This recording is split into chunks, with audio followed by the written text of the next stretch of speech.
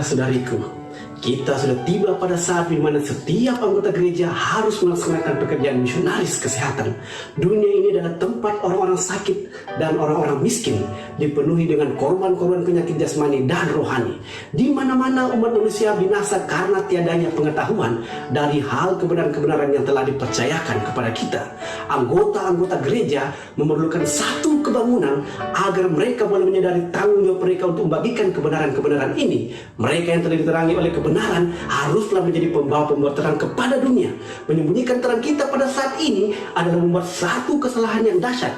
Pekabaran kepada umat Allah saat ini adalah bangkitlah, menjadi teranglah, sebab terangmu datang dan kemuliaan Tuhan terbit atasmu. Saudaraku, jangan lupa untuk saksikan Health Revival Online yang akan berlangsung selama 3 hari berturut-turut, akan dimulaikan pada hari Rabu tanggal 15 sampai hari Sabtu tanggal 18 Juli 2020. Hari Rabu sampai hari Jumat akan dimulaikan pada jam 7 sampai jam 8.30 malam waktu Indonesia Barat. Untuk hari Sabtu pagi jam 9 sampai 12 siang dan hari Sabtu sore jam 2 sore sampai selesai melalui Zoom, YouTube, dan juga Facebook dengan tema Kasih Karunia yang Menyembuhkan. Jangan lupa saksikan. Salam sehat, Tuhan memberkati. Selamat malam, selamat berjumpa kembali dalam kebaktian kita pada malam hari ini. Selamat bergabung untuk seluruh umat Tuhan yang bergabung bersama kami Jemaat Kairos Flow Bamora Jakarta. Bersama saya, host Jemaat Kairos. Sekali lagi saya mengucapkan selamat malam, selamat bergabung. Tuhan Yesus memberkati saudara-saudara semua yang telah bergabung pada malam hari ini.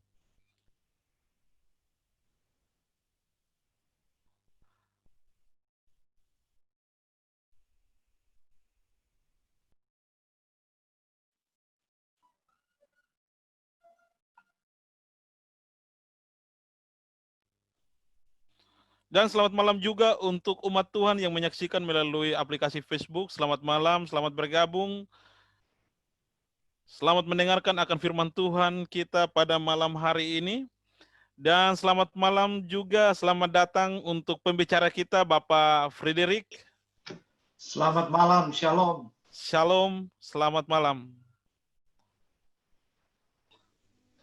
Pembahasan tentang Health Revival Online yang akan kita dengarkan pada malam hari ini dibawakan oleh hamba Tuhan Bapak Frederick, dan kepada umat Tuhan yang menyaksikan lewat Facebook, apabila dalam kita mendengarkan firman Tuhan pada malam hari ini mungkin ada pertanyaan yang mau ditanyakan, boleh memberikan pertanyaan melalui kolom komentar. Kami akan bacakan dan akan dijawab pada malam yang akan datang. Dan kebaktian kita akan segera kita mulai pada malam hari ini.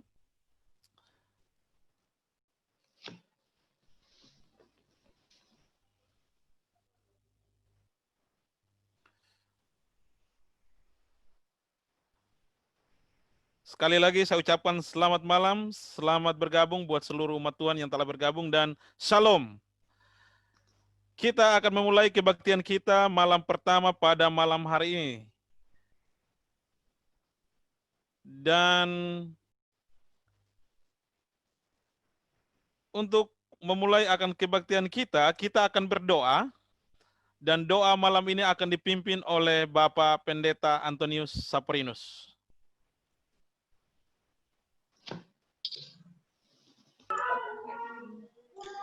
Baik, mari kita sempatkan waktu kita saat ini untuk berdoa. Bapa Surgawi, Allah pencipta langit dan bumi, Allah penebus dan penghibur kami yang sejati, kami mengucap syukur untuk malam hari ini Tuhan telah mengumpulkan kami, umat Tuhan, saudara bersaudara, untuk mengawali akan Health Revival Online, untuk kepujian, kebesaran bagi nama Tuhan, dan juga agar jemaat menyadari tugas tanggung jawab kami masing-masing sebagai umat-umat Tuhan. Hamba berdoa untuk media online yang sementara kami gunakan ini lewat Zoom dan juga lewat Facebook. Kiranya Tuhan berkati, bahkan khususnya pembicara Bapak Dr. Frederick Ororuntu. Kiranya Tuhan menguasai dengan kuasa Roh Kudus Tuhan, sehingga benar-benar perkabaran yang disampaikan pada malam hari ini hanya berasal dari-Mu saja ya Tuhan, dan bukan hanya semata-mata pikiran pribadi. Tuhan berkati kami semua yang sudah hadir. Di dalam nama Yesus kami sudah berdoa. Haleluya. Amin.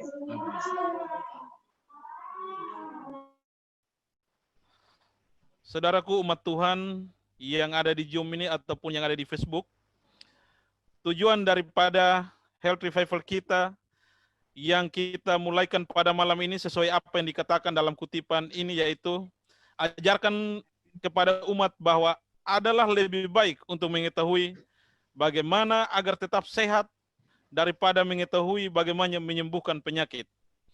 Amanat kepada orang muda halaman 217.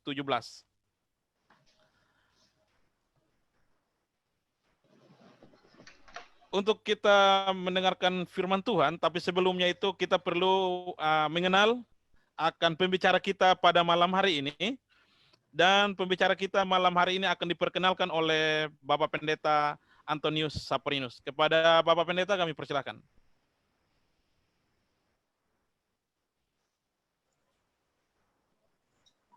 Terima kasih untuk kesempatan yang diberikan. Saya mengucapkan selamat datang buat kita semua yang sudah menyempatkan waktu, khususnya Bapak Dr. Frederick Ororuntu yang sebagai pembicara malam hari ini. Terima kasih untuk kesempatan yang diberikan untuk memperkenalkan. Nah, pembicara kita malam hari ini bernama Bapak Frederick S. Ororuntu, MSc, HH, pendidikan terakhir S2 di bidang Naturopathic Medicine, Pathochemical and Herbal Medicine di Belanda, dan Molecular Nutrition di UK. Sejak 2004 sampai sekarang memberi konsultasi kesehatan holistik, alamiah, dan seminar pola hidup sehat, kodrati alamiah di radio, di berbagai komunitas dan perusahaan di beberapa kota besar di Indonesia, penganjur dan mempopulerkan istilah detox, terapi jus, dan pola hidup sehat untuk tetap energik dan produktif. Pembicara kesehatan di berbagai GMHK dan KKR di Uni Indonesia Kawasan Timur dan Uni Indonesia Kawasan Barat. Pembicara kesehatan di gereja-gereja Pentakosta seperti ABBA, Love, Full Gospel Businessmen's Fellowship, GBI, GBT, GKB, GPPS, GPDI, GHFC di Jakarta, Bandung, Semarang, Surabaya, dan Manado. Sejak awal tahun 2005, mempopulerkan detox dan detox camp di Indonesia dan membuka klinik konsultasi holistik alamiah yang di Surabaya. Pada tahun 2006 bersama dengan CMC Jakarta membidani lahirnya komunitas hidup sehat alamiah melalui program detox camp, New Start, dan klub sehat. Tahun 2007 mendirikan tempat observasi pola hidup sehat Wellness Gracia, New Start di Kampung Sawah, Bekasi. Beliau juga pada tahun 2009 bersama dengan Dr. Ruben Supit mendirikan tempat penyembuhan holistik alamiah Wellness Eden Way di Warukapas, Minahasa Utara, Provinsi Sulawesi Utara, yang kemudian menjadi tempat pelatihan misionaris medis di Uni Timur bersama Yayasan Jalan Eden Warukapas, Eden Way maksud saya, di Warukapas, memberikan pelatihan meramu herbal medicine kepada masyarakat di Desa Pinili, Kabupaten Minahasa Utara, Sulawesi Utara, yang kemudian terpilih menjadi juara 2 desa herbal tingkat nasional pada tahun 2016. Tahun 2010 bersama Dr. Ruyandi Hutasoid, SPU, Ketua Sinode Gereja Kristen Bersinar, mendirikan sekolah sadar sehat untuk Indonesia dengan program Healing Camp Pas Pinter di Cisarua, Bogor, dan Gria Sadar Sehat di Cipayung, Bekasi, dan berkolaborasi menulis buku Nabati Men yang diterbitkan oleh penerbit Metanoia pada tahun 2013. Tahun 2011 bersama Dr. Ruben Supit dan saudara-saudara dari Malang mendirikan Yayasan Healing Way di Purwodadi, Jawa Timur sebagai sekolah misionaris medis di Uni Barat. Dan sejak 2018 sampai sekarang telah diundang selama 3 kali untuk memberikan seminar lifestyle medicine di 5 negara bagian di USA. Itulah perkenalan kita tentang pembicara malam hari ini. Dan selanjutnya kita akan lanjut ke lagu tema yang berjudul Dia Sanggup.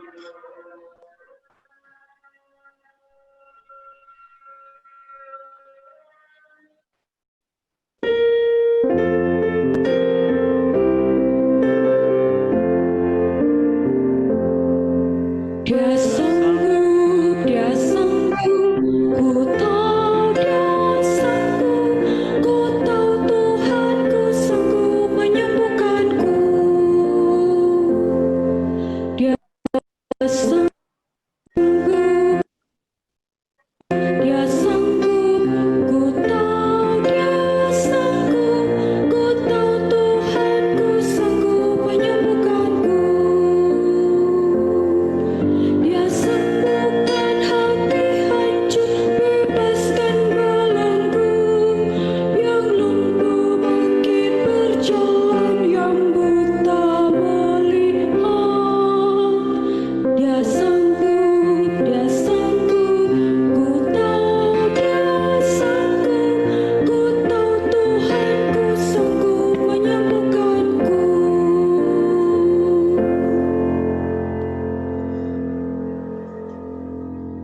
Demikianlah perkenalan dan juga lagu tema. Selanjutnya kami persilakan kepada Dr. Frederick Waruntu untuk menyampaikan perkabaran pada malam hari ini. Oke, ya.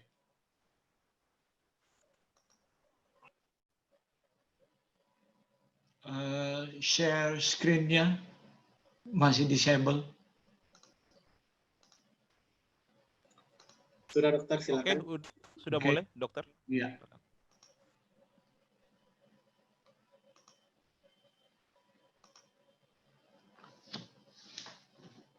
Shalom, selamat malam. Shalom, selamat malam. Saudara-saudari yang diberkati oleh Tuhan kita Yesus Kristus. Malam ini saya rindu untuk membagikan satu topik yang sementara hangat dibahas. Bukan hanya di negara kita, tapi di berbagai negara tentang penyakit gaya hidup. Karena penyakit gaya hidup atau lifestyle disease ini adalah penyakit pembunuh nomor 1 di dunia. Ini beberapa reference yang boleh Anda baca untuk mengkonfirmasi apa yang saya informasikan pada malam hari ini. Sebuah pertanyaan, apakah penyakit gaya hidup telah ada sejak dahulu atau baru ada pada zaman kita ini?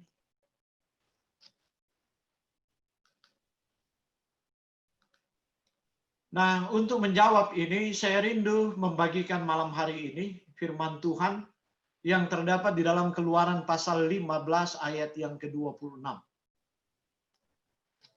Firman-Nya, jika kamu sungguh-sungguh mendengar suara Tuhan Allahmu dan melakukan apa yang benar di matanya dan memasang telingamu kepada perintah-perintahnya dan tetap mengikuti segala ketetapannya, maka aku tidak akan menimpakan kepadamu penyakit manapun yang telah kutimpakan kepada orang Mesir, sebab aku Tuhanlah yang menyembuhkan engkau. Ayat di dalam Keluaran 15 ayat 26 ini sudah sering kita dengar dikotbahkan di mimbar-mimbar, ya, di berbagai denominasi.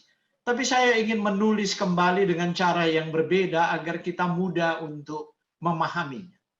Mari kita lihat, saya menuliskan demikian. Saya tidak menambah atau mengurangi, tapi saya coba menuliskan demikian agar kita dapat belajar lebih mudah. Ya. Jadi inilah janji kesembuhan yang bersyarat di dalam Keluaran 15 ayat 26. Firman-Nya, jika kamu sungguh-sungguh, pertama, mari kita perhatikan semua kata kerja di sini. Mendengarkan suara Tuhan Allahmu, melakukan apa yang benar di matanya, memasang telingamu kepada perintah-perintah, tetap mengikuti segala ketetapan. Baru kalau syarat ini dipenuhi, Baru kemudian Tuhan berjanji, aku tidak akan menimpakan kepadamu penyakit manapun yang telah kutimpakan kepada orang Mesir. Saudara yang dikasihi oleh Tuhan, mari kita lihat syaratnya. Jadi syaratnya adalah jika kamu sungguh-sungguh mendengar suara Tuhan Allahmu, melakukan apa yang benar di matanya, memasang telingamu kepada perintah-perintahnya, dan tetap mengikuti segala ketetapannya. Saya orang Manado, kalau saya frasa dalam bahasa Manado, lebih enak didengar di telinga. Tuhan bilang begini, seperti ibu mengajar anak-anaknya. Kalau mama bilang, dengar gua. Kalau so dengar, no backing dong. Kalau so backing pasang ulang anak telinga, kong ikut terus. Saudara yang dikasihi oleh Tuhan Yesus. Ayat ini luar biasa sekali. Jika syaratnya ini dipenuhi, baru kemudian Tuhan menggenapi atau melakukan janjinya untuk tidak menimpakan penyakit manapun yang ditimpakan kepada orang Mesir. Oke, host, ada dua orang ini mau masuk. Mau ikut di meeting? Minta izin untuk ikut di meeting. Mungkin undangan-undangan yang saya sebar di luar, kalau masih ada ruang, boleh. Iya, kita terima terus ini, Pak. Ya, Kita lagi terima. Siap-siap. Kita terus terima. Nah, yang kedua, jika kita baca teks ini, pertanyaan yang muncul adalah apakah penyakit orang Mesir? Selama ini tidak pernah atau jarang orang membaca dan bertanya orang Mesir ini sakit apa. Saya telah mendengarkan beberapa khotbah, termasuk khotbah-khotbah online yang ada di YouTube. Rata-rata mereka menyebutkan bahwa penyakit orang Mesir ini adalah tulah. Tapi nanti kita akan buktikan sebentar. Adalah 10 tulah yang ada di Mesir. Tuhan berjanji, aku tidak akan menimpakan kepadamu penyakit manapun yang telah kutimpakan kepada orang Mesir. Sebab aku Tuhanlah yang menyembuhkan engkau. Jehovah Rofeka. Tuhan yang menyembuhkan. Jadi kalau kita baca Alkitab, kita akan melihat di sana, di dalam tradisi orang Ibrani tidak dikenal ada kata dokter. Mereka tahu kesembuhan itu datang dari Tuhan. Ini orang Ibrani masa lampau. Mungkin sekarang berbeda, bangsa Yahudi sekarang ya telah ada dokter-dokter. Tapi di masa mereka, setelah mereka keluar dari Mesir, mereka tahu bahwa penyembuhan itu hanya datang dari Tuhan. Dan tidak akan datang dari tempat yang lain. Itulah Yahweh Rofeka. Aku Tuhanlah yang menyembuhkan engkau. Tapi Tuhan yang menyembuhkan itu punya syarat yang kita sudah dengarkan tadi. Ada 3 hal yang kita akan bahas di situ. Tapi mari kita lihat dulu penyakit orang Mesir. Mari kita lihat. Kata penyakit yang digunakan di sini adalah makale. Yang ditransliterasikan oleh Concordance Strong. Menurut Alkitab Old King James Version. Itu diterjemahkan sickness 3 kali, disease 2 kali, infirmities itu 1 kali. Jadi ini bukan berbicara tentang bala atau tula yang Tuhan timpakan kepada orang Mesir, tapi ini berbicara tentang penyakit. Saya mau beri contoh, ada 2 ayat. Pertama adalah Keluaran 23 ayat 25. Kata penyakit di sini adalah makale. Kemudian mari kita lihat di dalam 2 Tawarikh 21 ayat 15. Kata penyakit di usus ini adalah makale. Jadi ini adalah penyakit organik. Ini adalah penyakit yang seperti kita kenal sekarang. Oke, kalau begitu mari kita lihat apa yang diderita orang Mesir di masa yang lalu. The Horus Team di Kairo, mereka mempelajari mumi, ini berbagai dokter. Ada dokter orang Mesir sendiri maupun berbagai dokter dari seluruh dunia untuk mempelajari sebenarnya mumi-mumi Mesir ini mereka meninggal karena alami atau karena penyakit tertentu. Maka mereka mengambil untuk mempelajari mumi di antara tahun 30 sebelum Kristus sampai tahun 304 sebelum Kristus. Maka ini yang mereka buat, maka mumi-mumi ini kemudian di-scan dengan alat-alat modern untuk dilihat apa penyakitnya. Dan inilah penyakit orang Mesir kuno, yaitu penyakit gaya hidup. Mereka kebanyakan meninggal karena penyakit jantung dan pembuluh darah, kardiovaskular. Jadi yang disebut kolesterol, disebut trigliserid, yang disebut tekanan darah tinggi, disebut penyakit jantung, itu akrab dengan mumi Mesir. Kemudian mereka juga meninggal dengan penyakit ginjal, dan mereka juga meninggal dengan kanker. Sementara untuk bukti apakah mereka menderita penyakit diabetes, masih perlu alat-alat yang lebih canggih. Sementara ongoing research untuk membuktikan itu. Nah, mari kita lihat, menurut Organisasi Kesehatan di Dunia, penyakit tidak menular ini menjadi penyebab utama kematian di seluruh dunia. Ini data 208. Data di tahun 2008. Data di tahun 2008, 63% kematian global ada penyakit tidak menular, non-communicable disease, NCD, atau penyakit gaya hidup, lifestyle disease. Ini data tahun 2008. Mari kita lihat data tahun 2012 dan data tahun 2014. Sumbernya dari WHO. 68% dari kematian di seluruh dunia tahun 2012. 40%-nya 16 juta adalah kematian prematur di usia 70 tahun. Hampir 3/4 dari semua kematian. 28 juta. Mayoritas kematian dini itu terjadi di negara berpenghasilan rendah dan menengah, termasuk Indonesia. Nah, mari kita lihat data di 1 Juni 2018. Belum ada data baru ya, sebab tiap 5 tahun data itu diupdate. Data terakhir 1 Juni 2018. Penyakit tidak menular itu 71%. Itu bukan turun. Itu meningkat, penyakit lifestyle atau gaya hidup. Setiap tahun ada 15 juta orang meninggal antara usia 30 sampai 69 tahun.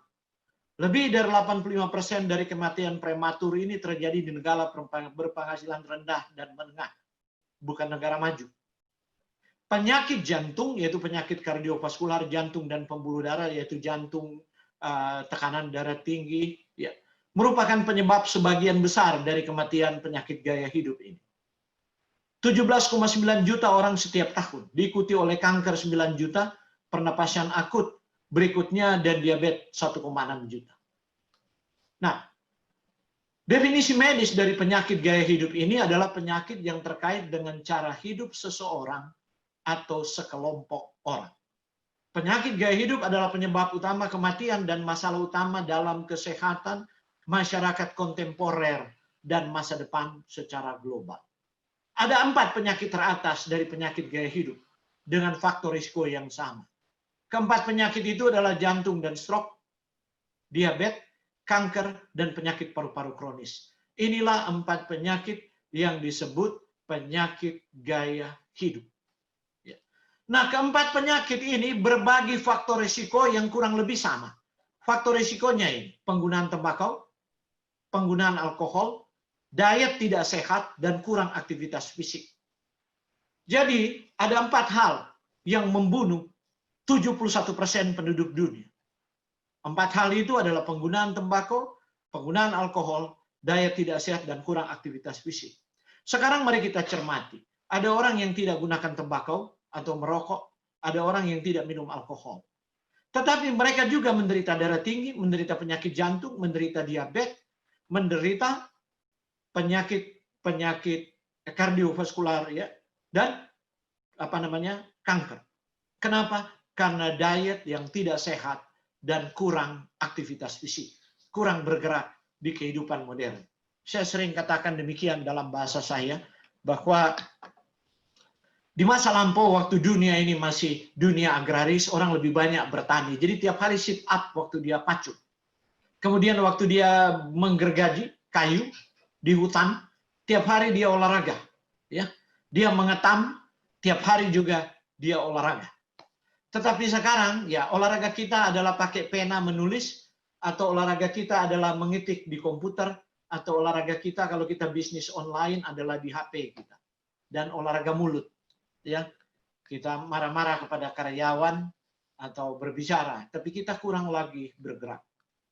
Nah, mari kita lihat senjata pembunuh, the suicide gun. Ya. Mari kita lihat, Anda perhatikan senjata ini, dia tidak bisa tembak orang. Sebab dia punya pelatuk itu ya itu menghadap ke belakang. Jadi ini senjata bunuh diri karena itu disebut suicide gun. Itu dijual di Amerika untuk orang bunuh diri. Saya cuma ambil gambar di internet untuk membuat ilustrasi ya, supaya kita mudah pahami. Mari kita lihat, senjata ini kalau tanpa peluru tidak akan bunuh orang. Walaupun kita pukul di kepalanya, orang paling pingsan. Tapi kalau dia sudah diisi peluru, jadi senjata tanpa peluru ini adalah genetik dan trauma. Itu sekitar hanya 5-10% untuk manifestasi klinis dari penyakit. Hanya 5-10%. Kemudian kita melihat ada nutrisi dan gaya hidup, 50-60%. Itu peluru. Jadi senjata kalau sudah punya peluru, itu akan membunuh. Jadi kita punya pola makan dan gaya hidup 50% memendekkan usia kita jika itu keliru. Baru kemudian lingkungan di mana kita hidup dan pikiran kita 30-40%. Bayangkan kita tinggal di Jakarta, polutan luar biasa, hingar-bingarnya luar biasa, rata-rata kita tidur jam 12, tingkat stres begitu tinggi, maka lifespan kita sudah berkurang 30-40%. Kalau Tuhan memberikan 100 tahun, ya tenaga vital kehidupan ini kita berjaya cuma sampai 60%. Sesudah itu kita tidak tahu apa yang akan terjadi. Ya. Nah, bagaimana kalau gaya hidup kita rusak? Makanan kita rusak. Pola makan kita dan gaya hidup rusak. Maka ya itulah sebabnya sekarang banyak orang stroke di usia lebih muda. Dulu orang nanti stroke di atas 40. Itu di era 70 ke bawah. Di era 70 ke atas sampai di era 90 orang mulai stroke 30, umur 30 ke atas. Sekarang di era 2000 ada anak-anak SMA sudah stroke. Dan di Amerika itu banyak. Saudara, sejarah perubahan gaya hidup di Amerika dan di Barat pada paruh pertengahan abad ke-20 dimulai dengan banyak makan daging, banyak minum produk susu dan turunannya, susu sapi maksudnya, tinggi minyak sayur dan lemak. Minyak sayur ini minyak kedelai, minyak jagung, kemudian lemak ini lemak hewan, ya seperti kita makan coto itu gajinya. Kemudian banyak makan makanan manis, tapi sekarang saya melihat reformasi luar biasa di Amerika. Susu itu di supermarket sudah ditulis berapa kalorinya. Dia ada gula di situ berapa banyak ditulis. Kalau tidak ditulis, perusahaan akan ditutup. Sehingga orang Amerika dapat memilih kalau dia mau obes, dia mau penyakit diabetes, dia mau penyakit kardiovaskular, maka ya silakan dia pilih makanan dan dia tidak bisa komplain. Sebab sudah ditulis. Kalau kita di Indonesia baru rokok yang ditulis. Merokok berbahaya bagi kesehatan. Kalau di Amerika udah ditulis bahaya gula itu yang ada dikandung di makanan sehingga orang dapat memilih. Kemudian minuman beralkohol, gaya hidup menetap, kemudian obesitas, kegemukan meningkat. Apa yang terjadi? Yang meningkat adalah kanker kolorektal, yaitu kanker pada saluran usus dan dubur. Kemudian kanker payudara mulai meningkat. Kanker prostat, kanker endometrium, yaitu kanker pada kandungan wanita, pada rahimnya. Kanker paru-paru, diabetes, penyakit jantung, dan stroke. Semua itu meningkat setelah pertengahan abad ke-20. Konsumsi yang kita perhatikan dalam teks ini meningkat. Satu studi yang dibuat dengan mempelajari 23.000 orang, ini studi yang luar biasa, ya, oleh European Prospective Investigation into Cancer and Nutrition. Mereka menyimpulkan bahwa perubahan dalam faktor gaya hidup dapat mencegah 93% diabetes, 81% serangan jantung, 50% stroke, dan 36% dari semua kanker. Ini bukan bicara obat. Ini bicara gaya hidup. Perubahan gaya hidup dan pola makan. Referensinya Anda boleh baca di bawah. Kemudian proyek yang sangat-sangat legendaris itu dibuat di tahun 72, namanya proyek Karelia Utara. Itu dibuat di Finlandia. Di tahun 70, dari semua negara di dunia, dalam data WHO, angka kematian penyakit jantung terbesar ada di Finlandia. Itu tahun 72. Maka dibuatlah proyek North Karelia Project tahun 72, yaitu program percontohan dan demonstrasi nasional untuk mencegah penyakit jantung dengan faktor gaya hidup yang ditargetkan. Jadi perubahan gaya hidup di tingkat individu maupun komunitas. Apa yang terjadi 5 tahun sesudah proyek itu dibuat. Ya. Kemudian diperluas karena berhasil diperluas di seluruh Finlandia. 25 tahun kemudian. Ini belum satu generasi ya. 25 tahun kemudian. Setelah program itu dimulai, angka kematian karena penyakit jantung koroner, yaitu penyakit jantung yang paling top membunuh, di antara populasi laki-laki 30-64 tahun mengalami penurunan 73% di Karelia Utara dan 65% di seluruh Finlandia. Terjadi penurunan substansial pada penyakit kanker dan semua penyebab kematian. Kabar baiknya adalah bahwa 80% dari semua pengeluaran perawatan kesehatan, ini riset di Amerika Serikat, terkait dengan perawatan kondisi yang berakar pada pilihan gaya hidup yang buruk, yaitu penyakit tekanan darah tinggi, penyakit jantung, stroke, diabetes, tipe 2, obesitas, osteoporosis, dan berbagai penyakit kanker. Itu biayanya sangat mahal tapi dapat dicegah. Ini yang disebut adalah penyakit-penyakit gaya hidup. Ilmu pengobatan gaya hidup itu melibatkan penggunaan pendekatan terapi gaya hidup berbasis bukti, seperti sebagian besar makanan utuh, pola makan nabati, aktivitas fisik teratur, tidur cukup, manajemen stres, penghindaran penggunaan zat beresiko, seperti alkohol dan turunannya, dan modalitas non-obat lainnya. Ini untuk mencegah, bukan hanya untuk mencegah, mengobati dan seringkali membalikkan penyakit kronis terkait gaya hidup. Saudara, tahun 2019 di Amerika di launching buku ini dari seorang veteran dari lifestyle medicine. Orang pertama yang mempopulerkan lifestyle medicine di Amerika, Dan Ornish. Dia menulis buku, ada sudah banyak buku, tapi yang luar biasa ini, Undo It ini, apa yang dia katakan? How simple lifestyle change can reverse most chronic disease. Jadi bagaimana dengan gaya hidup sederhana ya, dapat mengubah dan membalikkan ada begitu banyak penyakit-penyakit gaya hidup. Jadi dulu orang anggap bahwa mengatur pola makan kita dengan makanan nabati, aktivitas fisik, itu hanya untuk mencegah, bukan untuk mengobati. Ini Profesor Lifestyle Medicine, orang pertama di Amerika yang membuat riset tentang hubungan makanan dan gaya hidup dengan makanan. Dengan apa? Penyakit jantung dan pembuluh.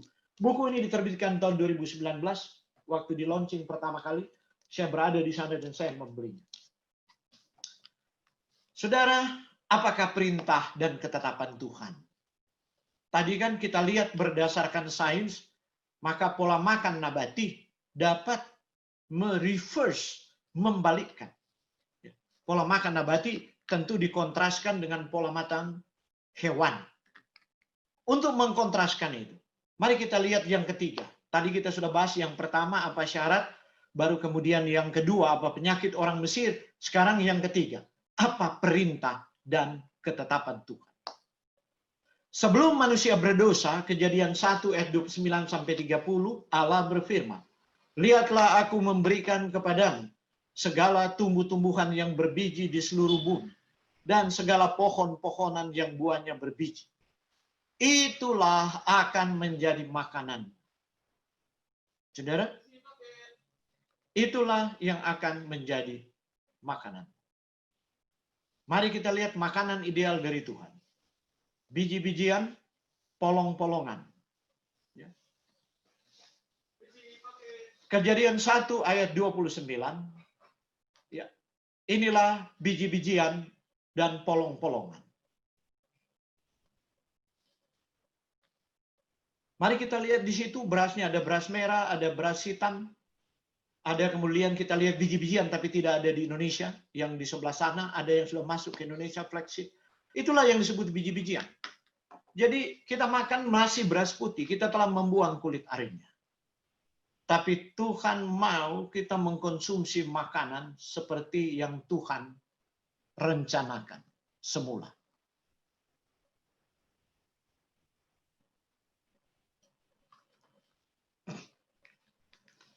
Mari kita lanjut.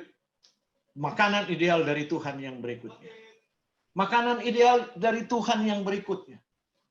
Ya, makanan ideal dari Tuhan yang berikutnya adalah Kejadian 1 ayat 29b.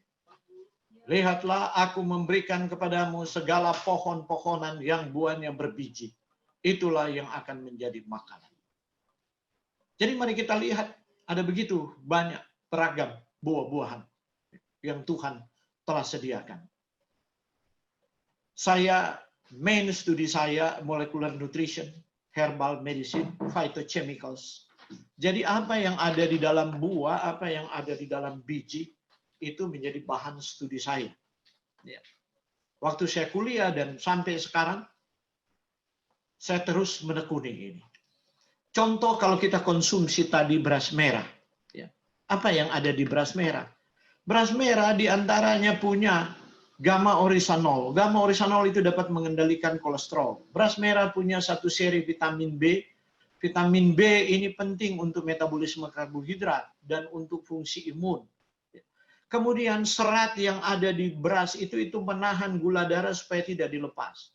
Sebab bukan hanya lemak atau kolesterol yang akan menyebabkan plak pada pembuluh darah. Bahkan orang-orang vegetarian juga, kenapa mereka yang sudah mereduce lemaknya, mereka sudah mereduce kolesterol, tidak lagi mengkonsumsi hewan, kenapa mereka masih menderita penyakit kardiovaskular, jantung dan pembuluh darah? Mereka kekurangan mikronutrien ya tertentu. Ya. Selain itu adalah jika dia kelebihan kalori walaupun dia vegetarian, maka insulin itu akan naik. Dan kenaikan insulin ini akan mempengaruhi enzim di hati untuk mengubah tubuh memproduksi kolesterol lebih banyak walaupun tidak masuk lemak jenuh. Bayangkan. Ya. Tuhan telah mengatur sejak di Eden. Jika kita makan makanan alami, ada begitu banyak serat yang akan menahan pelepasan dari kolesterol, pelepasan dari gula, ya, dan pelepasan dari lemak yang dikandung oleh makanan tersebut. Oke, buah-buahan ini adalah sumber antioksidan, sumber fitokimia, sumber mineral dan vitamin. Jadi setelah manusia berdosa, jadi orang berkata sering kepada saya jika saya seminar ini, orang berkata begini, pertanyaan, kan makanan ideal itu hanya sebelum berdosa, sekarang kan kita sudah berdosa dong. Oke, mari kita ikut prophetical message concerning the diet yang Tuhan bikin. Message dari Tuhan untuk diet. Setelah manusia berdosa, apa yang Tuhan buat? Tuhan tambahkan Kejadian 3 ayat 18. Yakni tumbuh-tumbuhan di padang akan menjadi makanan. Sebelumnya, rumput itu menjadi makanan hewan. Sekarang tumbuhan di padang menjadi makanan. Mari kita lihat supaya kita mengerti. Setelah manusia berdosa, apa yang ditambahkan oleh Tuhan? Tumbuhan di padang akan menjadi makanan. Bagi saya, tumbuhan di padang itu ada dua. Yang telah dikultivasi manusia itu menjadi sayuran. Yang belum dikultivasi manusia itu menjadi herbal.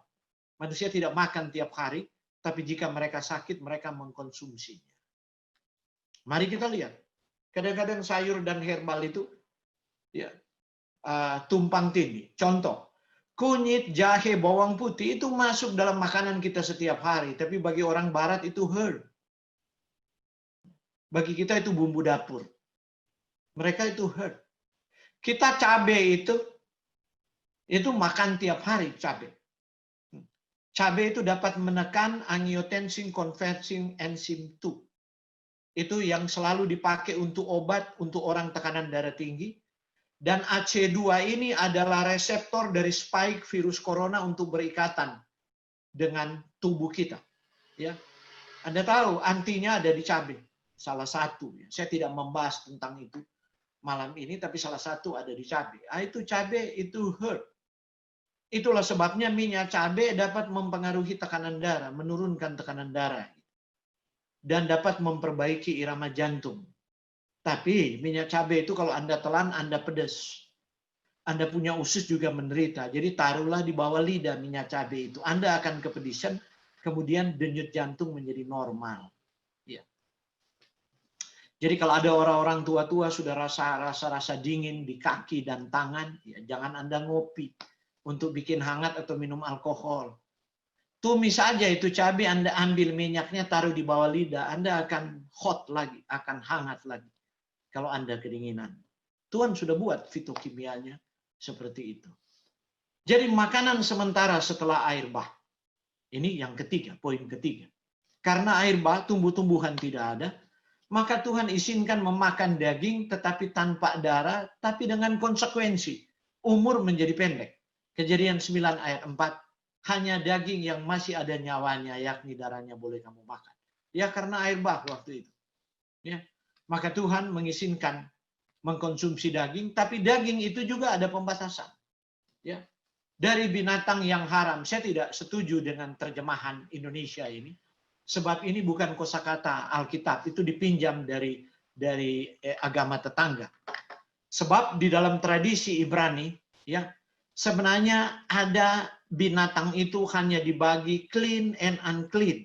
Kalau dalam Old King James. Bersih dan tidak bersih. Bukan haram dan tidak haram. Saya lebih suka clean and unclean.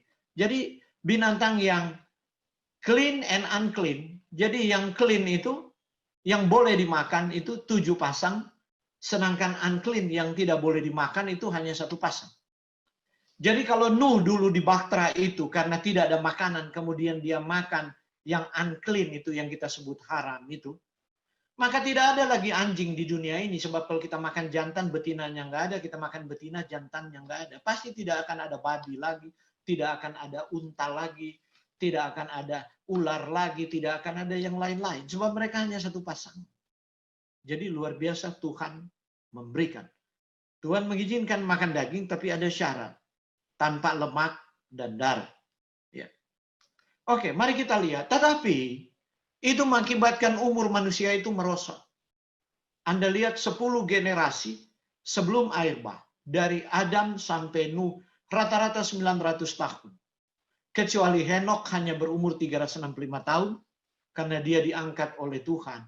Dan Lamek 777 tahun, ya, ayah dari Nuh. Tapi mari kita melihat betapa merosotnya umur manusia sesudah air bah. Ya. 10 generasi sesudah air bah dari Sem dan keturunannya 10 generasi menurun terus-menerus sampai Bapak Abraham 175. Oke, mari kita lihat lebih lanjut. Ya. Makanan umat pilihan Allah yang pertama. Jadi Tuhan ini luar biasa. Jadi Tuhan masih punya satu umat, Adam dan Hawa. Sebelum firman yang lain Tuhan berikan, Tuhan telah berikan lebih dulu mengatur tentang makanan. Ini prophetical message. Mari kita catat. Kemudian, sewaktu Tuhan mau hukum dunia masa lampau karena dosa, Tuhan hukum dengan air bah, Tuhan hanya selamatkan satu keluarga. Tuhan atur lagi makanan mereka. Oke? Bukti kedua. Ya. Apakah Tuhan bertindak konsisten di dalam sejarah manusia?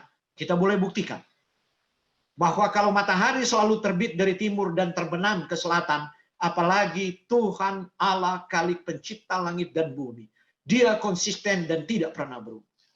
Oke, mari kita lihat sekarang dunia masa lampau juga sesudah air bah mereka berdosa. Kemudian Tuhan berpikir dia perlu satu umat. Agar supaya dari umat inilah yang menjadi gudang kasih karunia-Nya untuk mentobatkan dunia, yaitu umat Israel. Anda lihat mereka dibawa dari Mesir untuk pergi ke tanah perjanjian Kanaan. Tuhan belum beri firman di Sinai, 10 hukum belum diturunkan di Sinai. Lebih dulu Tuhan atur makanan. 3 kali ya, Tuhan tidak berubah. Ya. Peraturan makanan telah mendahului sebelum firman yang lain turun. Ini tipologi. Ada tipe, ada antitipenya.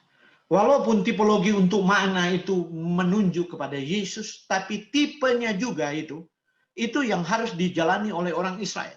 Mereka harus makan makna. Tentu Tuhan bisa bikin mujizat kan. Kirim sayur dan buah-buahan tiap hari, tapi Tuhan kirim makna. Tuhan bisa juga bikin mujizat, kirim daging tiap hari. Tapi kenapa Tuhan pilih makna? Oke, nanti kita lihat. Kita lihat selanjutnya. Jadi diet ideal dari Tuhan untuk bangsa Israel diberikan dalam Keluaran 16. Lalu berfirmanlah Tuhan kepada Musa. sesungguhnya aku akan menurunkan dari langit hujan roti bagimu. Itu makna itu. Seperti roti. Supaya mereka ku coba. Saya stabilo merah ini. Makanan itu mencoba mereka. Apakah mereka hidup menurut hukumku atau tidak? Hukum akan diberikan di Sinai. Hukum belum turun di Sinai. Tapi teks ini berbicara, makanan itu menguji mereka. Apakah mereka akan menurutkan hukum yang nanti akan turun. Pola hidup kita mempengaruhi penurutan kita kepada hukum-hukum Allah. Ini teks ini. Anda boleh punya interpretasi berbeda. Silakan. Tapi saya punya interpretasi terhadap ayat ini seperti ini. Maka orang Israel makan manna 40 tahun lamanya. Jadi bagaimana otak kita akan dipengaruhi oleh makanan kita, dan otak ini akan mempengaruhi intelek kita. Otak secara organik akan mempengaruhi intelek kita, akan mempengaruhi karakter kita, akan mempengaruhi penerimaan kita terhadap firman Allah.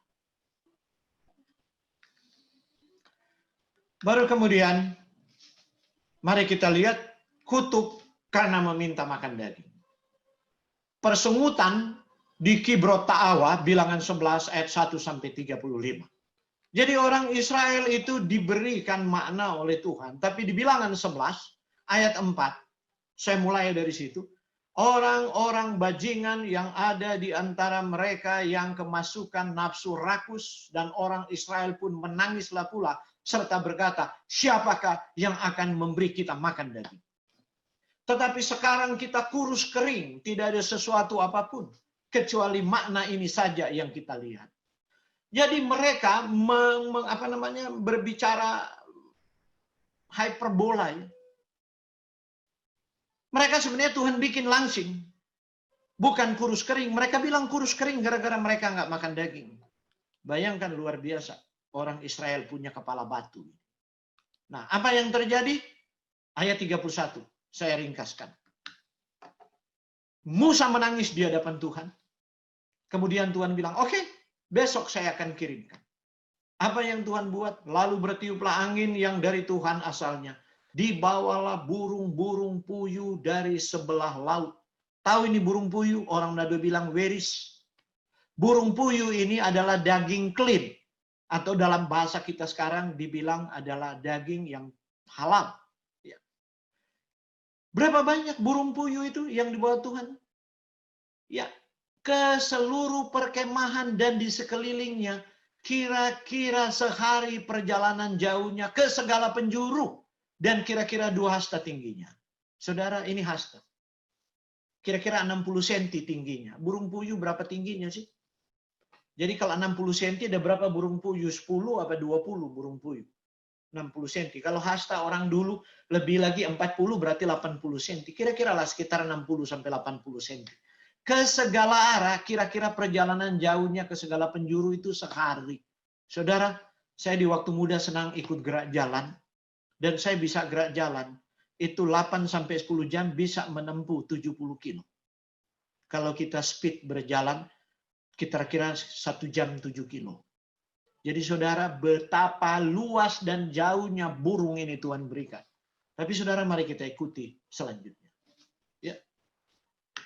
Tuhan katakan apa? Bukan hanya 1 hari kamu akan memakannya. Bukan hanya 2 hari, bukan 5 hari, bukan 10 hari, bukan 20 hari. Tapi genap sebulan. Sebulan Tuhan berikan. Sampai keluar dari hidungmu sampai kamu muak. Karena kamu telah menolak Tuhan yang ada di tengah-tengah kamu dan menangis di hadapannya dengan berkata, untuk apa kita keluar dari Mesir? Jadi saudara, Anda lihat, ya, waktu mereka menolak makna, rumusan Tuhan tentang makanan yang lebih baik. Mari saya mulai kita punya perspektif teologi yang benar di kepala Tuhan. Tuhan yang paling tahu makanan apa yang paling baik. Sewaktu mereka menolak, Tuhan bilang, kamu menolak Tuhan. Jadi bukan menolak makanannya, menolak Tuhan, si pemberi makanan. Maka bangkitlah murka Tuhan terhadap bangsa itu. Dan Tuhan memukul bangsa itu dengan suatu tulah yang sangat besar. Ya. Selagi daging itu ada di mulut mereka. Saya dengar ada khotbah tentang ini, katanya mereka mati karena mereka kesedak matinya. Itu akal-akalan dari otak manusia. Bukan. Tuhan marah karena mereka menolak Tuhan. Mereka menolak format yang sudah dibuat Tuhan. Ini makanan kamu di padang gurun. Saudara, ini prophetical message dari Tuhan concerning the diet. For the last church. Gereja yang menjadi biji matanya. Kemudian karena orang Israel ini begitu kepala batu, maka akhirnya lahirlah imamat pasal 11 itu. Tuhan mengizinkan makan daging-daging clean, diizinkan. Dengan syarat imamat 3 ayat 17 bagian B. Inilah suatu ketetapan untuk selamanya bagi kamu turun-temurun di segala tempat kediamanmu. Janganlah sekali-kali kamu makan lemak dan darah. Jadi saudara, Tuhan izinkan makan daging, tapi tidak ada lemak dan darah. Anda silakan ambil ayam Anda di rumah, Anda potong lehernya, teteskan darahnya sampai habis. Oke, sudah habis darahnya, dia sudah mati ayam itu. Kemudian Anda potong-potong dan Anda tim sampai seluruh lemaknya kering, berjatuhan dan air itu tidak berminyak lagi. Silakan Anda rasa ayam itu kalau rasa apa. Masih enak dikonsumsi. Ayam rasa ayam karena ada lemaknya, sapi rasa sapi karena ada lemaknya. Karena itu Anda tidak perlu makan daging sapi, Anda hanya perlu kaldu sapi, kemudian Anda taruh di tahu, pasti tahu rasa sapi. Tapi Tuhan bilang lemak dan darah dua-dua tidak boleh.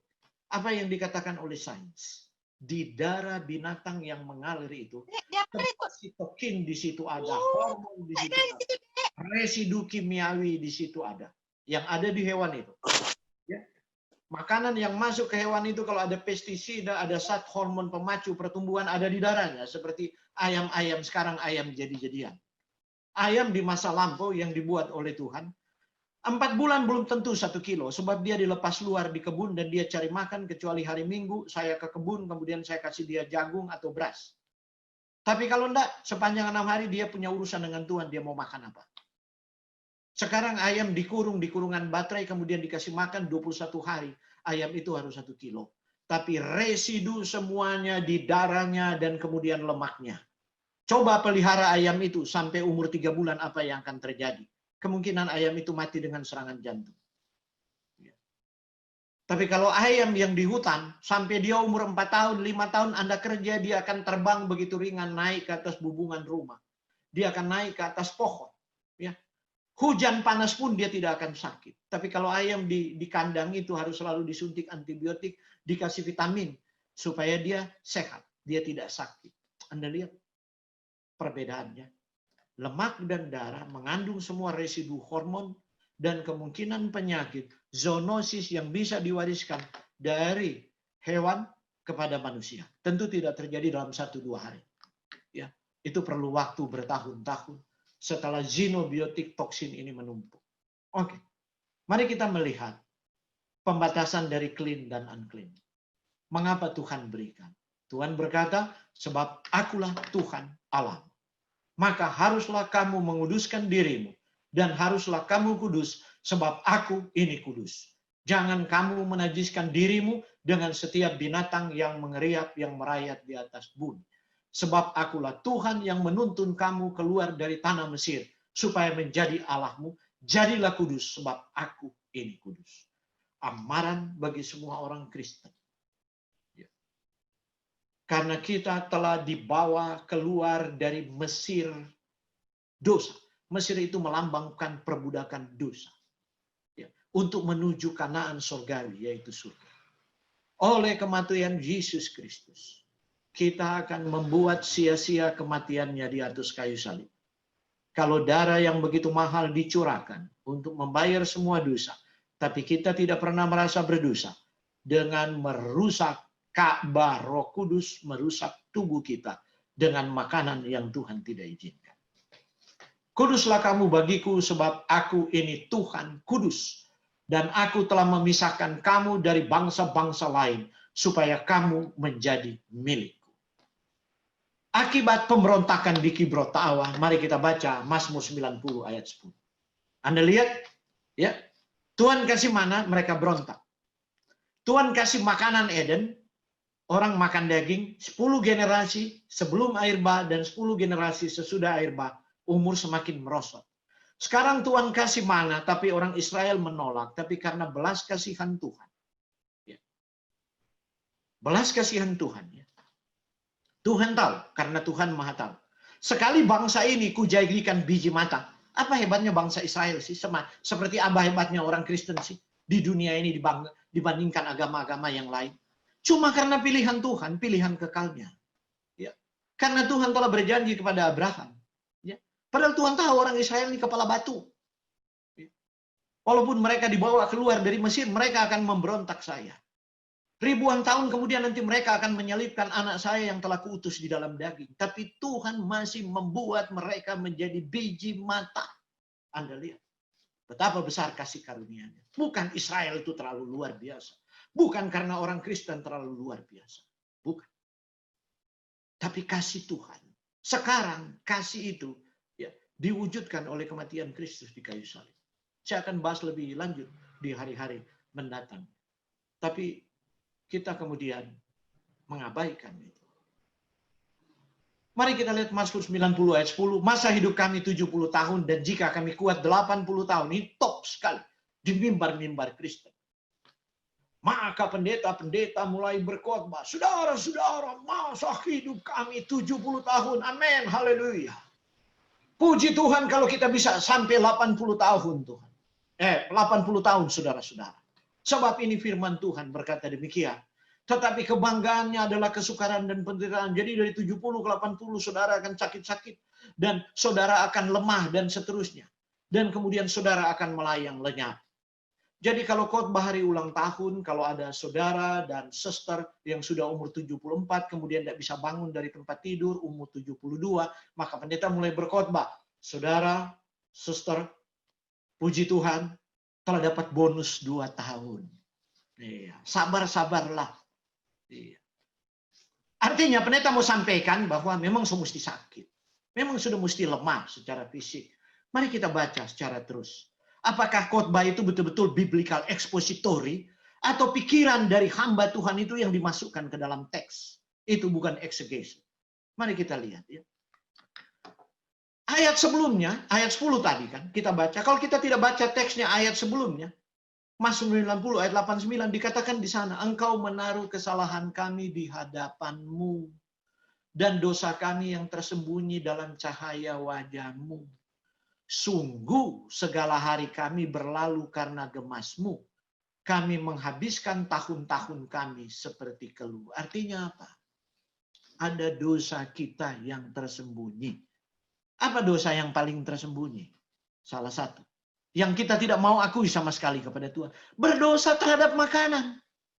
Kita tidak usah bicara soal daging dan sebagainya. Ya. Kita bicara aja, misalnya orang diabetes masih mau makan roti. Habis makan roti, makan biskuit, gula darahnya naik. Dia ada punya cek-cek gula darah di rumah, gula darahnya naik. Dia makan tahu atau tempe goreng, dia punya kolesterol naik. Padahal dokter udah bilang, hati-hati kolesterol, udah kasih obat anti kolesterol. Tapi kemudian apa? Dia berdoa. Kemudian telan obatnya. Karena itu saya sering katakan di semua mimbar kalau saya khotbah. Tidak perlu Anda berdoa. Sebab Yesus itu hanya legenda. Yesus tidak ada. Sebab kalau dia ada, Anda akan sembuh. Tapi karena Yesus hanya legenda, maka Anda bergantung pada obat. Anda tidak berdoa, yang penting minum obat darah tinggi, minum obat kolesterol, kolesterol Anda turun. Darah tinggi Anda terkendali. Tapi kalau Anda hanya berdoa dan tidak minum obatnya, Anda punya kolesterol tetap tinggi, gula darah tetap tinggi, tekanan darah tinggi Anda tidak bisa turun. Ini fakta. Ada yang mau membantah, boleh ajukan pertanyaan. Ya. Termasuk pendeta-pendeta yang darah tinggi dan sebagainya. Why? Betul kali Yesus legenda. Karena kita tidak memahami ini. Tuhan tidak mungkin mengingkari firman-Nya sendiri. Tidak mungkin mengingkari. Tuhan berjanji, aku tidak akan menimpakan kepadamu penyakit manapun. Tapi ada syaratnya. Tuhan bilang, dengar, lakukan, pasang telingamu, tetap mengikuti segala ketetapan. Baru kita dijamin oleh kasih karunia-Nya yang menyembuhkan. Saudara, mari kita lihat. Ya.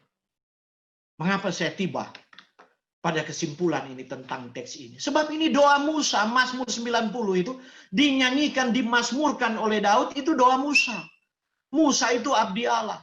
Tuhan, engkau tentang tempat perteduhan kami turun-temurun. Tapi Anda tahu Musa berumur berapa? Kok berdoa seperti itu? Ini umur Musa. Musa berumur 120 tahun ketika ia mati. Matanya belum kabur, kekuatannya belum hilang. Nih kakek 120 tahun. Mata enggak kabur. Kekuatan enggak hilang. Tapi kok berdoa seperti itu? Hei orang Israel. Kamu kekuatan cuma sampai 70 tahun. Kalau toh kamu sampai 80 tahun, kamu akan sakit-sakit dan menderita. Kenapa? Orang Israel kepala batu selama Musa pimpin. Musa tahu betul mereka. Mereka mau makan daging terus. Karena itu, ini doa Musa. Musa sampaikan kepada mereka. Mari kita lihat. Ini bukti Musa ya. Oh Musa, Anda katakan Nabi besar. Saya mau kasih contoh berikut. Jangan Musa. Jangan Yosua, Kaleb. Kaleb ini bukan orang Israel. Kaleb ini bangsa yang tidak diperjanjian dengan Tuhan untuk diselamatkan. Tapi Kaleb percaya waktu orang Israel keluar dari Mesir, Kaleb ikut-ikutan dengan orang Israel. Kaleb dan keluarganya. Mari kita lihat. Yosua 14 ayat 6. Pada waktu itu berkatalah Kaleb bin Yefune orang Kenas. Dia orang Kenas, bukan turunan Israel. Jadi dia tidak ada di perjanjian Abraham untuk menjadi umat pilihan. Tapi lihat belas kasihan Tuhan kepada Kaleb yang menurut. Aku berumur 40 tahun ketika aku disuruh Musa. Ini, catat. 40 tahun disuruh Musa untuk mengintai Kades Barnea. Kemudian ayat 10 dia berkata, sesungguhnya Tuhan telah memelihara hidupku seperti yang dijanjikannya. Kini sudah 45 tahun lamanya sejak diucapkan Tuhan firman-Nya kepada Musa. Selama itu orang Israel mengembara di padang gurun. 45 tahun mengembara di padang gurun. Jadi sekarang telah berumur 85 tahun aku hari ini. Jadi si Kaleb 85 tahun. Oke. Apa yang dia katakan? Pada waktu ini aku masih sama kuat seperti pada waktu aku disuruh Musa. Dia disuruh Musa umur 40 untuk mengintai. Seperti kekuatanku pada waktu itu, demikianlah kekuatanku sekarang untuk berperang, untuk keluar masuk. Anda lihat Kaleb ini luar biasa. Ada 12 suku Israel. Mereka berebut itu tanah, kota-kota. Tapi tidak ada yang mau itu kota yang berkubu, berbenteng, di mana waktu Kaleb dan Yosua mengintai. Mereka lihat orang enak itu besar-besar. Ya, karena itu ketakutan seluruh bangsa Israel. Dan Tuhan marah karena tidak percaya. Sekarang, setelah Israel duduki tanah itu, orang enak itu lari ke kota-kota benteng di bukit-bukit yang berkubu. Tidak ada 12 suku Israel yang mau. Ini Kaleb ini orang Kenas, bukan orang perjanjian ini. Meminta kepada Yosua, berikan bagian saya. Ini kakek 85 tahun. Kekuatanku masih seperti umur 40. Aku akan berperang dan merebut kota-kota yang berkubu itu. Dan kalau Anda baca seterusnya, dia menang. Itu menjadi bagiannya. Apa yang ada di pikiran Anda? Silakan Anda berteologi. Sementara Anda mendengarkan pelajaran ini. Tapi bagi saya pribadi, Tuhan tidak membatasi umur. Kalau kita menurut Tuhan, ikut format Tuhan, maka ini seperti Kaleb katakan. Kekuatanku sekarang masih sama seperti aku waktu muda. Vital force-nya tetap kuat. Saudara, ada apa sebenarnya dengan konsumsi daging? Tapi sebelum lanjut, saya mau tanya dulu kepada host. Halo? Halo, Bapak. Iya, halo, Ya. siap. Saya masih punya waktu lagi? Masih. Masih punya waktu. Oke, Masih. saya mau lanjut. Ya, lanjut. Ada apa dengan konsumsi daging? Oh, saya tulis daging ini, daging ya maksudnya. Mari kita lihat. Apa yang dikatakan oleh Organisasi Kesehatan Dunia. Pada tahun 2015, WHO ini meninjau 800 penelitian. Bukan sedikit. Ya. Ini systematic review. Ya. Review yang paling tinggi dari semua review ilmiah. Ya. Mereka menemukan bahwa makan lebih dari 100 gram daging merah per hari. 100 gram daging merah itu berapa tusuk sate? Ya mungkin 3 tusuk. Dikaitkan dengan resiko 17% lebih tinggi terkena kanker usus, kanker kolorektal. Orang yang makan lebih dari 50 gram daging olahan per hari meningkatkan resiko kanker usus lebih tinggi lagi, 18%. daging olahan. Anak-anak kita sekarang kita kasih di mall, mereka makan sosis. Sosis ayam kok ini halal. Daging olahan. Kita bunuh mereka lebih cepat. Makan burger. Mari kita lihat apa yang terjadi dengan orang yang konsumsi ya high red meat consumption. Jadi kalau Anda konsumsi daging merah itu 7 kali dalam seminggu, jadi tiap hari Anda makan, kemungkinan perempuan akan mengalami endometriosis. Sekarang banyak perempuan punya masalah di kandungan. Penyebabnya apa? Penyakit itu bukan datang dari Tuhan. Tidak perlu didoakan dalam teologi saya. Tuhan tidak dengar doanya. Kalau dia tidak berhenti makan daging. Itu saja. Sebab kalau Tuhan sembuhkan hari ini, dia akan rusakkan besok. Seperti anak nakal. Menangis karena dia punya mainan boneka, dibanting-banting, patah tangan, patah kaki, dia minta beli boneka yang baru. Lama-lama bapaknya kesal. Ya. Tidak sering membuat Tuhan kesal, menguji Tuhan. Karena kasih karunia yang tidak terbatas. Kemudian orang yang konsumsi, ini perbandingannya ya. High fresh fruit and vegetable. 13 kali atau lebih dalam satu minggu. Berarti dikali, berarti satu hari dia 2 kali konsumsi. Satu porsi aja buah, satu porsi sayur. Ini minimal. Orang Singapura mengkonsumsi 5 porsi sayur. Hampir 1 kilo. Orang Indonesia hanya mengkonsumsi 1 porsi, 30-50 gram. Anda lihat perbandingannya. Tentang kesehatan. Anda tahu itu mendekrease apa? Endometriosis itu 40% lebih lower. Jadi Anda lihat, Anda tidak mau menderita, wanita tidak mau menderita penyakit di kandungan. Sekarang jangankan wanita sudah menikah, wanita perawan pun, belum menikah pun, yang menjadi klien saya di berbagai kota besar, punya persoalan dengan endometriosis.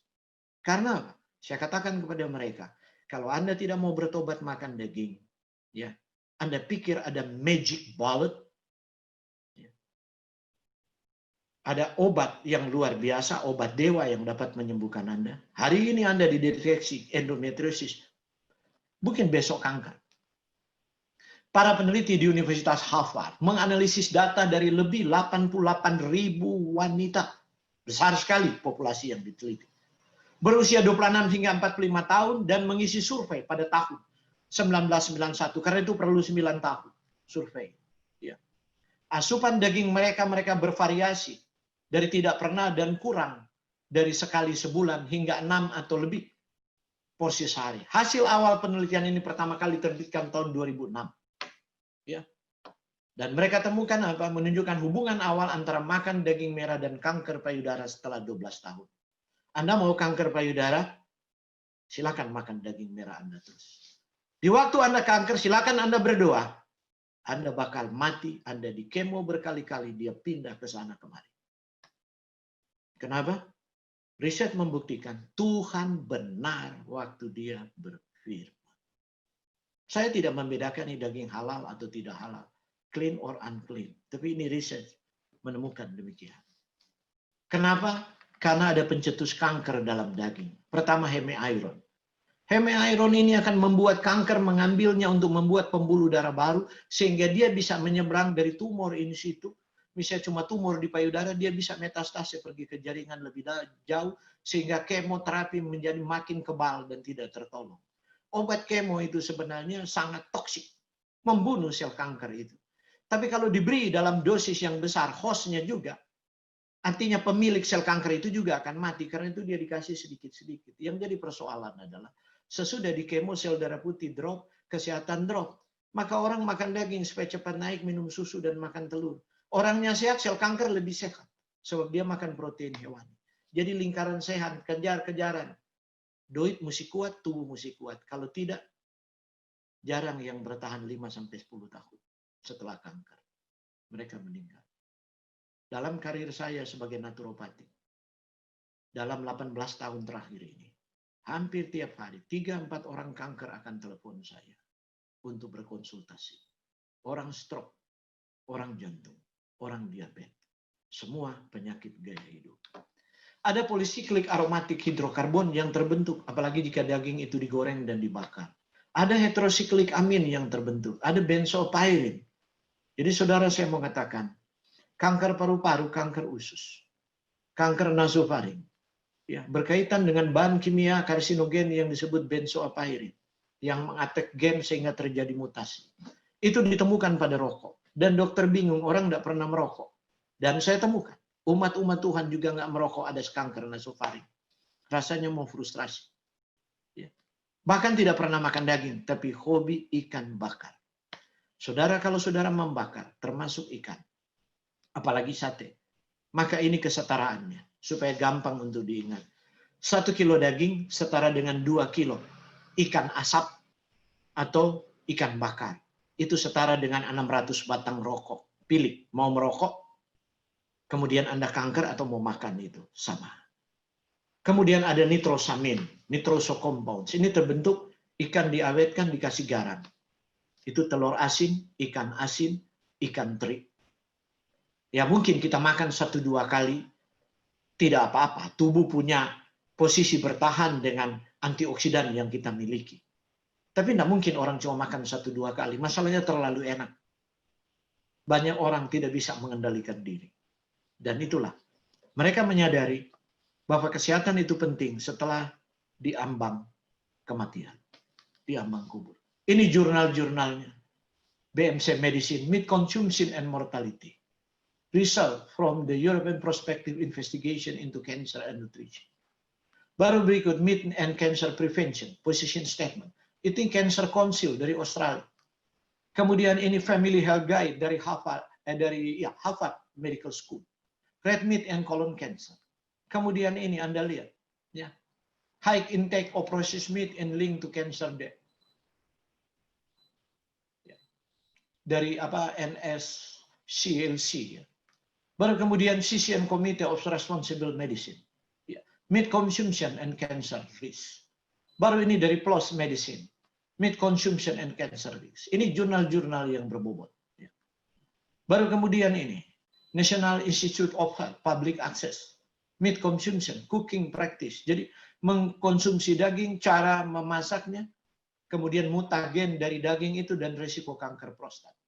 Oke.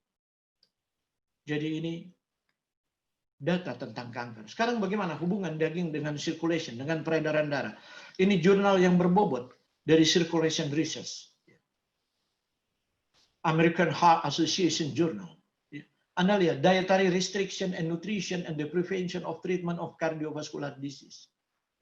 Jadi, diet, pengaturan diet yang betul-betul strict itu dapat melindungi dan men-treat penyakit jantung dan pembuluh darah. Dr. Satija ini memimpin sebuah penelitian yang diterbitkan pada 25 Juli 2017 dalam Jurnal American College of Cardiology. Ini jurnal yang berbobot untuk penyakit jantung. Dia meneliti data diet dari 209.000 orang, populasi yang cukup besar. 43 orang diantaranya adalah pria, dan penelitiannya sangat panjang, 2 dekade, 20 tahun. Panel peneliti membandingkan risiko penyakit jantung yang ditimbulkan oleh 3 kategori diet.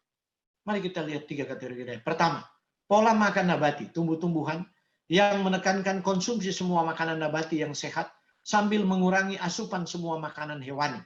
Makanan hewani itu seperti susu. Mau susu skim kek, mau susu rendah lemak kek, mau susu murni, mau es krim, mau yogurt, mau keju.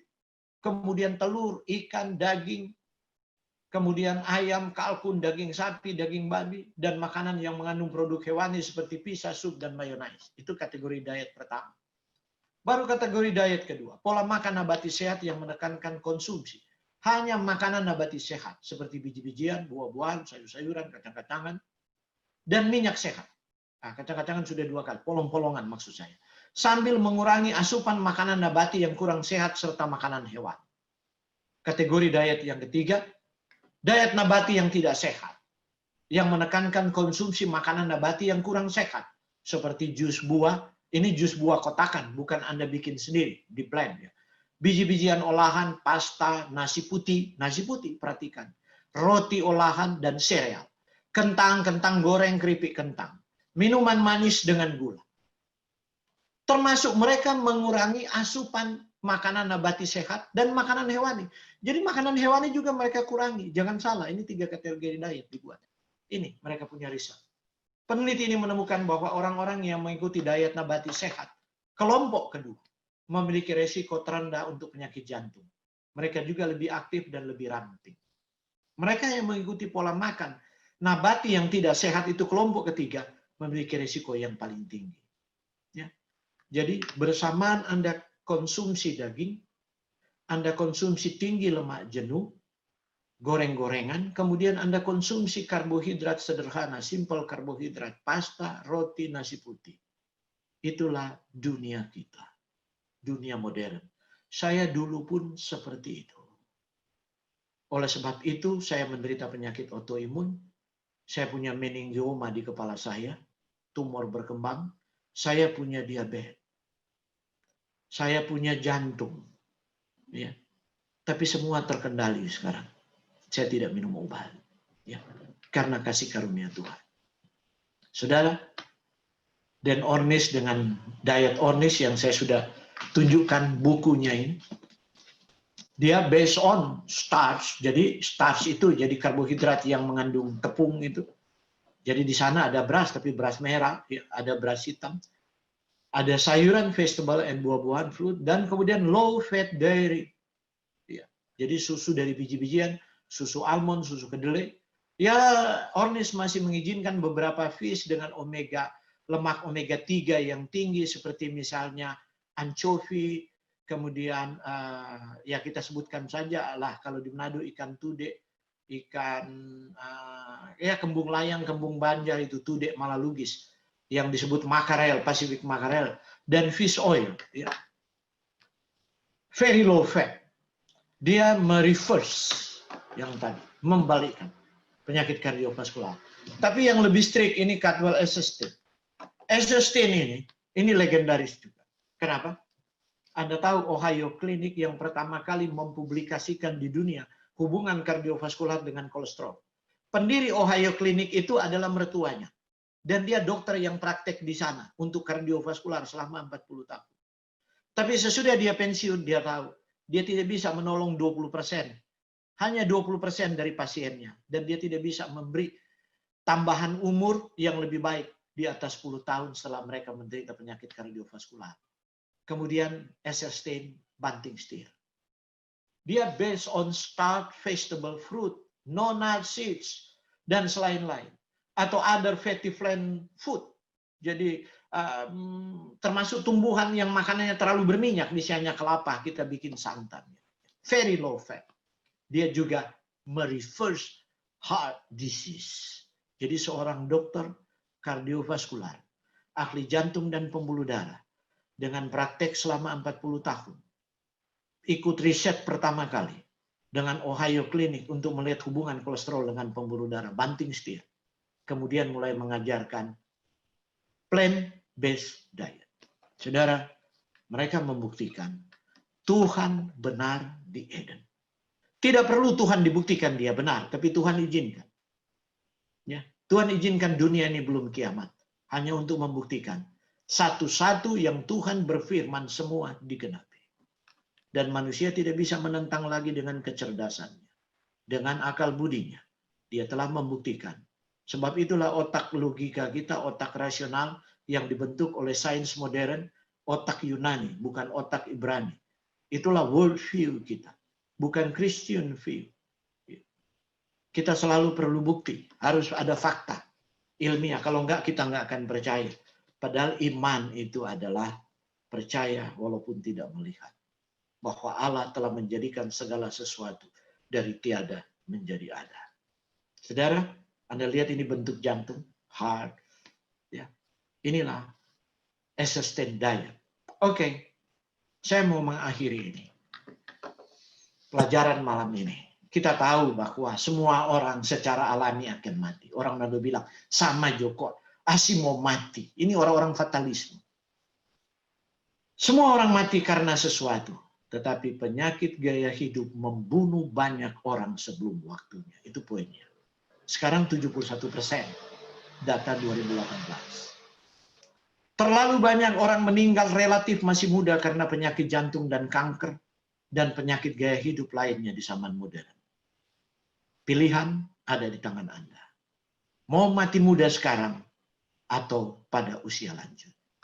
Saudara, saya mau tunjukkan gambar ini. Kita tahu ini pemakaman. Suatu waktu kita akan meninggal. Tapi kita tidak tahu kapan. Sewaktu saya sakit dan meratap kepada Tuhan, karena kesalahan-kesalahan yang saya buat sebelum saya menyadari tentunya, dan bertobat di masa lampau, di 20-an tahun yang lalu, saya temukan ayat ini. Pengkhotbah 7 ayat 17. Tuhan berfirman, jangan terlalu fasik. Janganlah bodoh. Mengapa engkau mau mati sebelum waktu? Kita tidak pernah tahu waktu kita akan mati. Waktu itu di tangan Tuhan. Tapi firman ini berkata, tugas kita jangan fasik, jangan bodoh, supaya kita tidak mencuri umur anugerah Tuhan yang diberikan. Orang selalu menganggap setiap khotbah kematian karena Tuhan panggil. Saya sering bercanda. Mungkin Tuhan WA ke pendeta atau ketua jemaat atau ke Tuhan telepon dari surga bahwa saya sudah panggil dia. Saudara, hati-hati. Sebab ada banyak kematian terjadi sebelum waktunya. Sebelum waktu Tuhan. Karena orang menjadi fasik dan bodoh. Tidak ada pilihan. Fasik cepat mati, bodoh cepat mati. Apa beda fasik dan bodoh? Kamus Besar Bahasa Indonesia. Orang fasik itu orang tahu kebenaran tapi tidak tahu melakukan. Tidak mau melakukannya. Dia ambil keputusan. Ada banyak kebenaran malam ini. Kalau Anda ambil keputusan karena itu pilihan Anda, hak bebas Anda, Tuhan pun tidak melarang. Saya juga tidak boleh melarang dan tidak boleh tersinggung. Ya. Ada orang bodoh, dia tidak mau tahu apa-apa. Ada orang karena begitu bodohnya, dia takut sekali mendengarkan tentang kesehatan. Dalam bahasa Manado dia bilang begini, nanti kalau saya hadir seminar kesehatan, nanti akan membongkar dosa saya, mengungkapkan kesenangan saya terhadap makanan-makanan. Ngeri deh. Enggak. Tapi nanti kalau dia sudah diambang kematian, mau mati, baru dia merasakan, membutuhkan kasih karunia. Membutuhkan bahwa Tuhan betul-betul mengampuni dia. Kadang-kadang terlambat. Saudara, jangan menjadi fasik, jangan menjadi bodoh.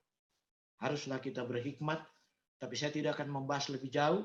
So, kita akan bahas pada hari Sabat sore, bagaimana kita berhikmat menurut Amsal pasal 3.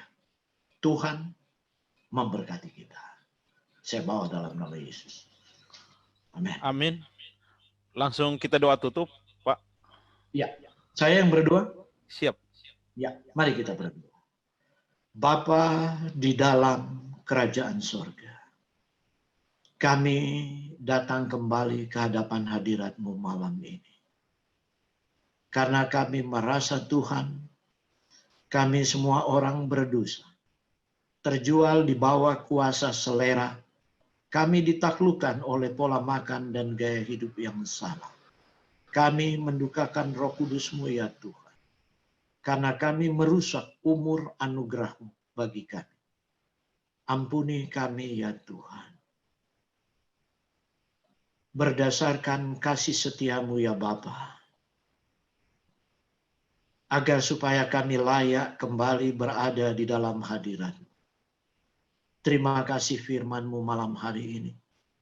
Engkau berbicara melalui kebenaran firman-Mu dan kebenaran ilmu pengetahuan. Sehingga pikiran logika kami dapat menerima apa yang Engkau katakan sejak di Eden. Boleh menjadi makanan kami, karena Tuhan mencintai kami. Engkau memberikan seluruh gizi melalui makanan-makanan itu, agar supaya walaupun kami ada di dalam realitas dosa, dan akibat dosa ada kelemahan fisik, dan kerentanan terhadap sakit penyakit.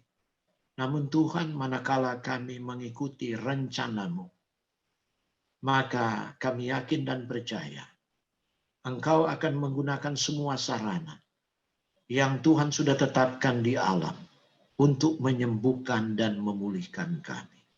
Hamba-Mu berdoa malam hari ini. Seberapa banyak peserta seminar online ini. Mereka rindu dijamah oleh kasih karunia-Mu yang menyembuhkan. Jamalah kami Tuhan, jamah pertama pikiran kami, untuk menerima firman-Mu dan kebenaran sains yang membuktikannya. Jamalah kemauan kami Tuhan, agar ditaklukkan di bawah kuasa Roh Kudus. Jamalah selera kami ya Tuhan, agar kami menurut rencana-Mu. Sehingga Engkau berkenan menyembuhkan, memulihkan kami melalui bahan-bahan alami dan gaya hidup yang Engkau sudah tetapkan sejak di Eden. Terima kasih Bapa di sorga. Engkau berkenan mendengar doa kami, mengampuni dosa salah kami. Kami rindu untuk bertemu kembali pada besok malam. Tuhan berikan kami kesehatan yang baik dan waktu yang baik. Tuhan juga mengatur semua sarana yang kami pakai teknologi ini, sehingga kami dapat berjumpa kembali pada besok malam. Terima kasih Bapa, Engkau memberkati kami sewaktu kami pulang ke rumah kami masing-masing. Memberi kami tidur yang nyenyak malam hari ini, agar kami dapat beristirahat dan mengalami pemulihan. Malaikat kudus-Mu menaungi rumah kami masing-masing, meluputkan kami dari niat hati dan tangan orang jahat, dari berbagai bencana malapetaka, bahkan wabah virus di sekeliling kami. Terima kasih oleh anugerah-Mu. Kami bangun besok pagi dengan tubuh yang sehat dan diberkati.